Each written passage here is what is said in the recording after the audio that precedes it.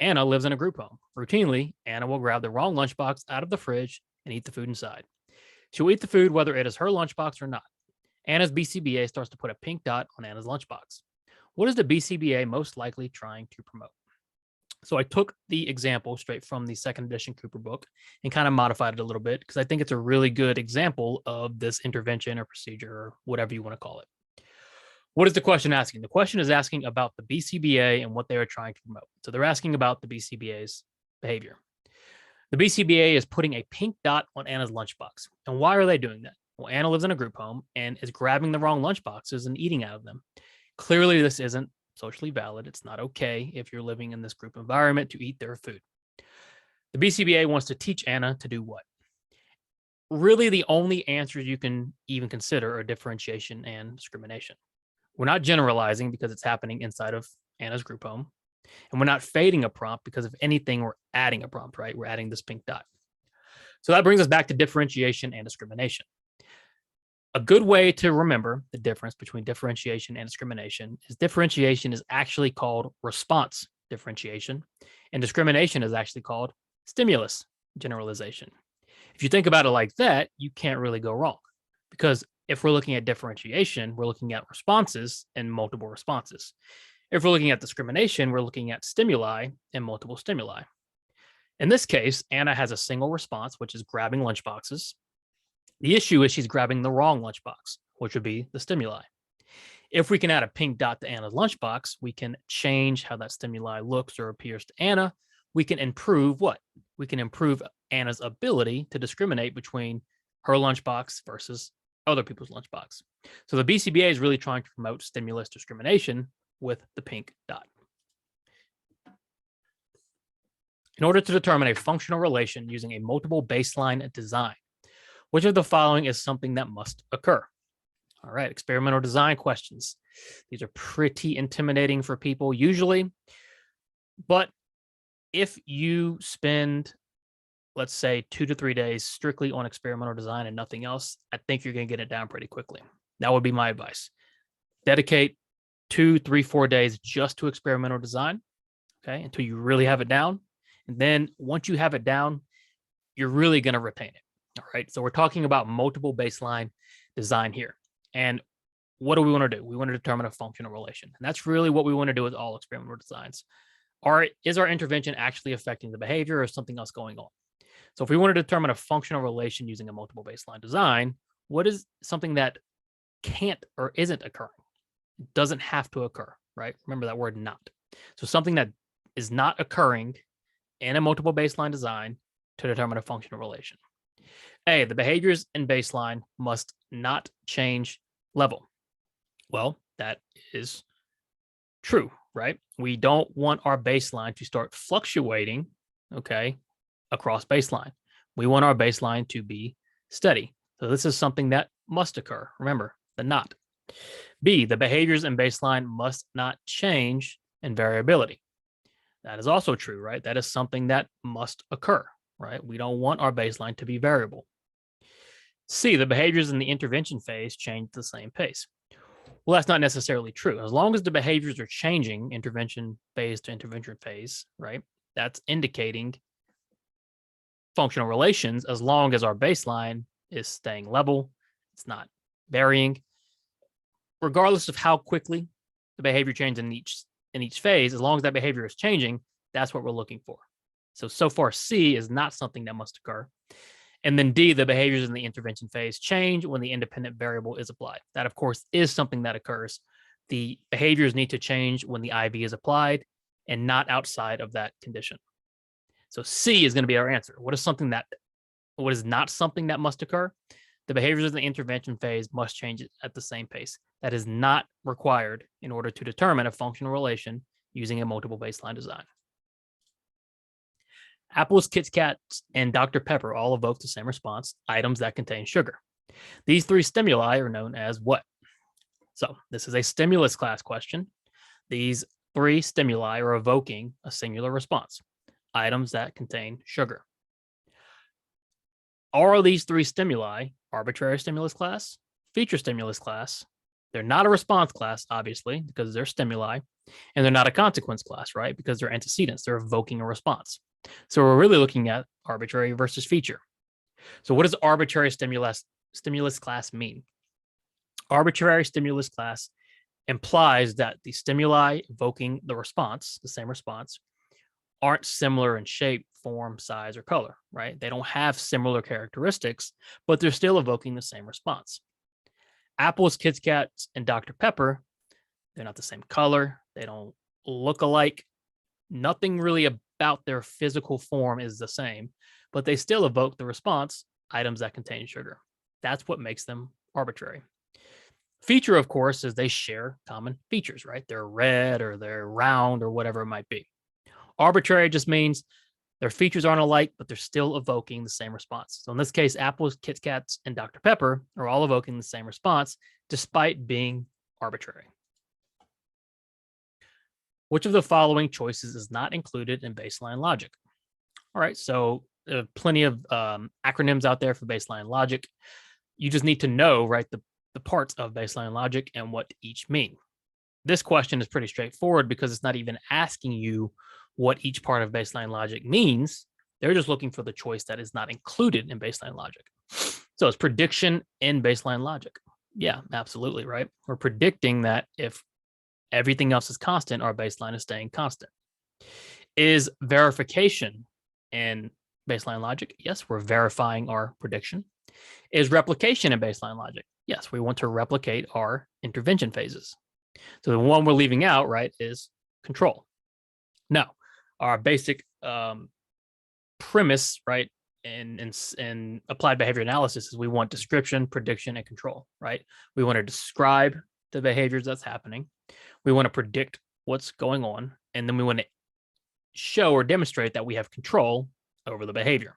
Okay, so you need to be careful because prediction is in both baseline logic and that other set, right? So prediction, verification, and replication are all included in baseline logic. Control is not. Which of the following are true about the changing criterion design? All right, changing criterion design. When we get to experimental design questions, start to picture in your head, what does a changing criterion design look like? What do I know about it? So we know a changing criterion design, we are stepwising a skill, not necessarily always a skill or a behavior, right? Either for increase or decrease, and moving that criterion, and we want the behavior to move along with the criterion, okay? So which of the following are true about that design? A, treatment phases should be long enough to allow the target behavior to stabilize. Do we want the target behavior to stabilize? Yeah, because we want to see, does our criterion actually impact the behavior? If we change our criterion or our treatment and the behavior is all over the place, it's very variable, are we affecting the behavior? No. You want behavior to sit right on or around as close as possible to your criterion lines. So your treatment phase might last longer and longer as that behavior stabilizes. This is true. B, the magnitude of criterion change does not matter. Not true, right? We want to vary how much we're changing our criterion. That's going to help demonstrate experimental control. So you might make a small change at first, and then your next step might be a bigger change, and then back to a small change, and then a bigger change. The magnitude does matter. The number of criterion changes does not matter. Again, yes, it does. The more we change that criterion and the more the behavior changes with the criterion, again, the more functional relation we can demonstrate. And then D, there is no baseline in changing criterion. That is true. We do not need a baseline in a changing criterion design to use a changing criterion design. So what is our answer? It's going to be A, treatment phases should be long enough to allow target behaviors to stabilize. Timothy agrees to complete 80% of his work before his session on Thursday. If he completes 80% of his work before session on Thursday, Timothy's RBT agrees to allow access to Xbox during session. Timothy and the RBT write this down and sign it. What have Timothy and the RBT agreed to?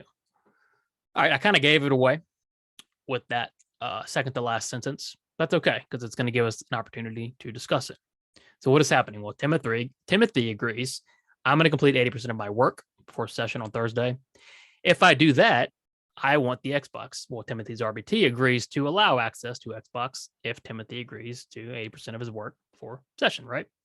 What do? They don't just say it in a verbal contract, right? What do? They make an actual contract. They write it down and sign it. This enters these two into an agreement, into a formal contract. What is this called? Is this a non-contingent reinforcement? Obviously not, because Timothy's reinforcement is contingent on him completing his work. A self-management contract? No, because Timothy is going to be monitored by this RBT, right? A contingency contract? Yes, right? This is Timothy's behavior is contingent, okay, on his, or Timothy's reinforcement is contingent on his behavior. And in a contingency contract, once that contract is signed, we don't alter it. All right. So until that contract has expired, this is the agreement. This is the contingency. And this is not a bribe, right? A bribe is the opposite of a contingency. Okay. So we're looking at a contingency contract between Timothy and the RBT.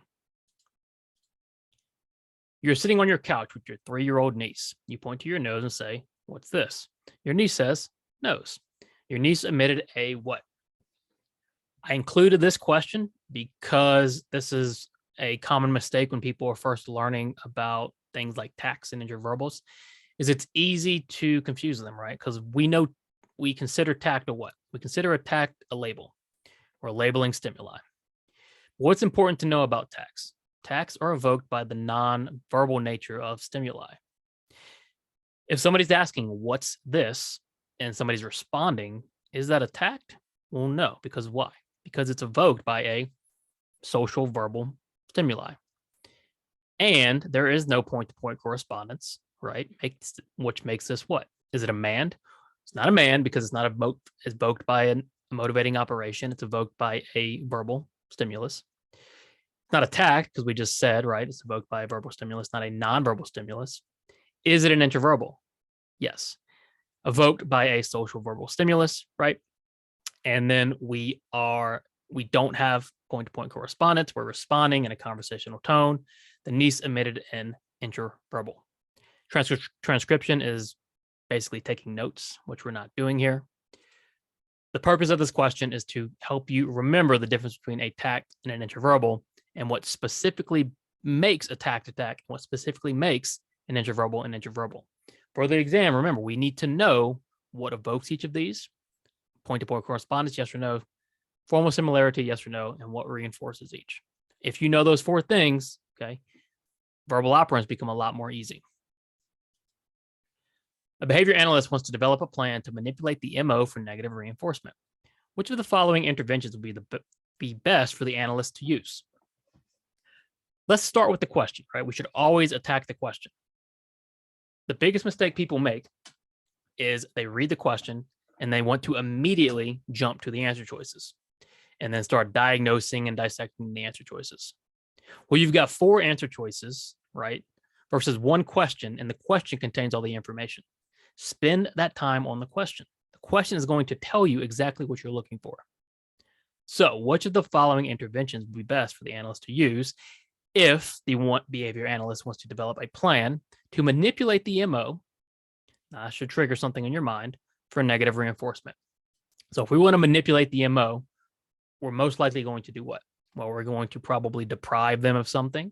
We might satiate them on something. We might provide non-contingent reinforcement.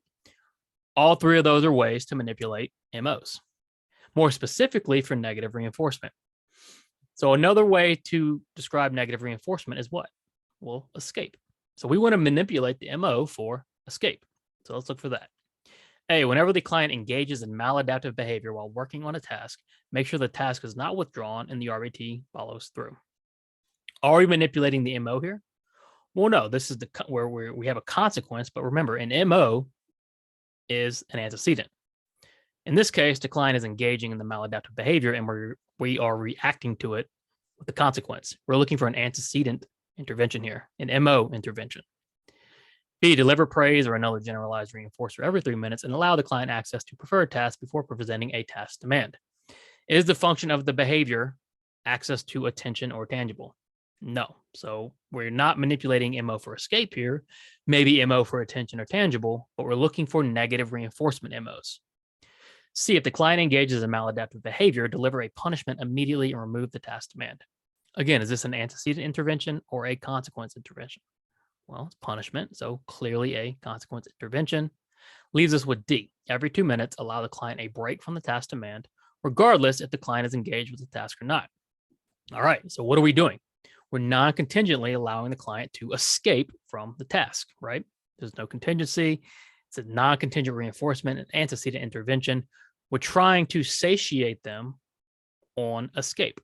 If every 2 minutes we can allow the client a break, maybe the motivation for negative reinforcement will decrease. At least that's the idea. So which of the following interventions would be best to manipulate the MO for negative reinforcement?